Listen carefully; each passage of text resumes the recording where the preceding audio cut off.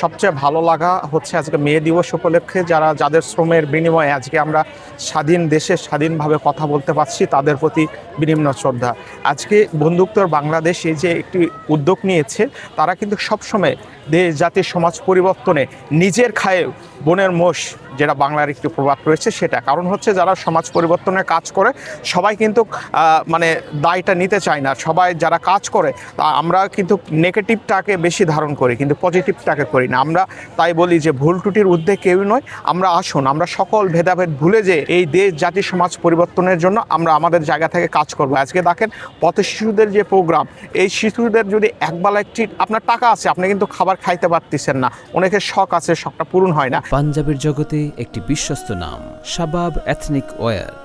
কিন্তু এই সংগঠনে আমরা যারা আছি তারা কিন্তু আমরা আমাদের জায়গা থেকে চেষ্টা করে যাচ্ছি দেশ সমাজ পরিবর্তনে। আজকে এখানে কিন্তু একটি আয়োজন, এই আয়োজনের মধ্যে আমাদের যে বাংলাদেশের যারা বিভিন্ন স্বেচ্ছাসেবী সংগঠক রয়েছে তাদের কাছে একটি মেসেজ দিচ্ছি যে আসুন আমরা এই দেশ পরিবর্তনের তরুণরা আগে থাকি, আমরা আমাদের জায়গা থেকে এই তাদের পাশে দাঁড়াই। সুবিধা বঞ্চিত মানুষের পাশে যদি আমরা না দাঁড়াই, কে দাঁড়াবে? আজকে আমরা শিক্ষিত, আমরা লেখাপড়ার পাশাপাশি সবসময় চিন্তা করি যে দেশ পরিবর্তনে, এই দেশ পরিবর্তন করতে হলে আমাদের সকল সেক্টরে সকলের সহযোগিতা লাগবে। আমরা অনেকে আছে যারা হচ্ছে দেশকে নিয়ে ভাবে না, দেশকে নিয়ে চিন্তা করে না, এটা ভুল। আজকে দেশ হচ্ছে আমার পরিবারের একটি অংশ। দেশ যদি ভালো থাকে আমি ভালো থাকবো। তারই ধারাবাহিকতায় এই মে দিবস উপলক্ষে পথ শিশুদের নিয়ে এই ব্যতিক্রম আয়োজন করেছি। আপনাদের সকলের দোয়া, ভালোবাসা, সহযোগিতা আমরা চাই।